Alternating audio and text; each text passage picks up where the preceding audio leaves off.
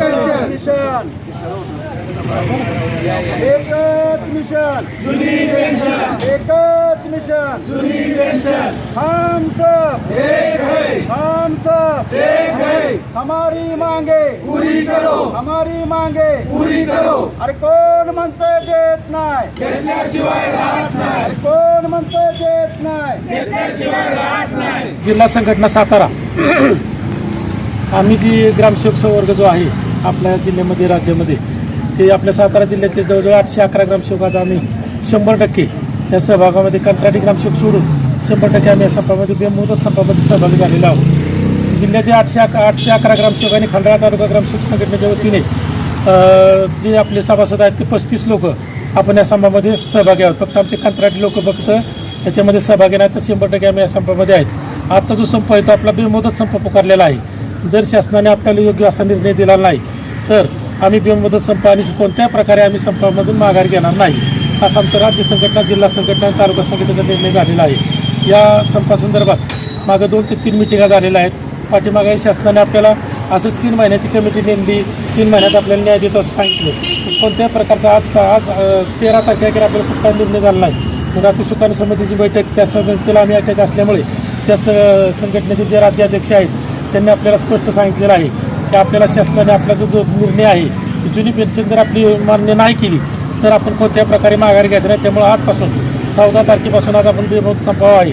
कोणत्याही प्रकारे आमची ग्रामसेवक संघटना यामध्ये कुठेही मागे पडणार नाही किंवा माघार घेणार नाही।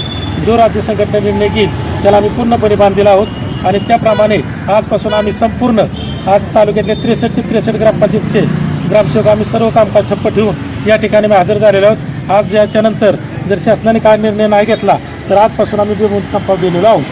मी सिटी जाधव अध्यक्ष तलाठी संघटना खंडाळा।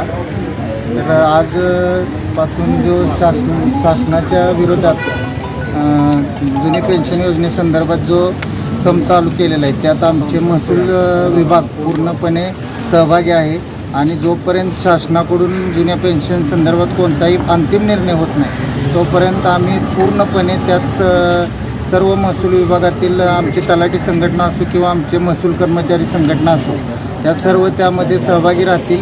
आणि आज रोजी आम्ही त्या संपाच्या अनुषंगाने आमचे तलाठी व मंडलाधिकारी यांच्या ज्या DSC असतात कामाच्या सर्व आम्ही तहसील ऑफिस कार्यालयात जमा करीत आहे। मी इथून पुढे जोपर्यंत संप मिटत नाही तोपर्यंत कोणीही आमचे कर्मचारी कोणत्याही प्रकारचे शासकीय काम करणार नाही।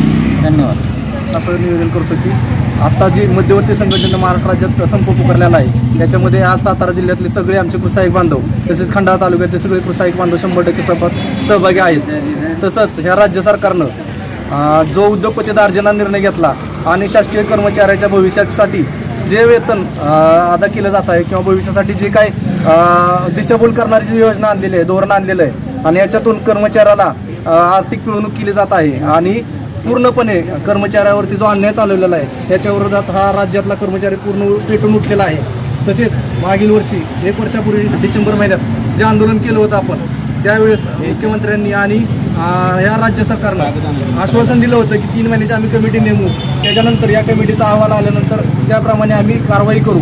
परंतु ही कमिटी फक्त वेळ काढूपणाचा एक पाठ ठरलेली आहे। जसे विविध राज्यात आंदोलन होत आहेत आणि त्याला कमिटी ह्या कोणत्याच नावाने दिशाभूल केली जात आहे। तसंच काय आमची फसवणूक होते का या भावनेनं हे कर्मचारी सगळे व्यथित झालेले आहेत आणि नाईलाजाने हे संपाचा हत्यार आज उपसलेला आहे। तरी यामध्ये सर्व कर्मचारी जे सहभागी झालेले आहेत याच्यात आमची कुणाचीही भावना अशी नाही की आज आंदोलन करावं आणि सरकारला विटीत धरावं किंवा आमचे जे आहेत ज्यांचा आम्ही सेवा देतो या लोकांना अडचणीत आणावं कुठं असे तीळ मात्र आमच्या मनात कुठेही ही शंका नाही। परंतु ह्या राज्य सरकारनं आमच्यावरती ही वेळ आणलेली आहे आणि याबाबत सरकारनं तातडीनं काहीतरी योग्य निर्णय घ्यावा, योग्य ती दिशा द्यावी आणि ही लादलेली NPS योजना मागं घ्यावी आणि जुनी पेन्शन आहे तशी आम्हाला द्यावी असं मी राज्य सरकारच्या संघटनेच्या वतीनं विनंती करतो आणि माझे 2 शब्द संपतो।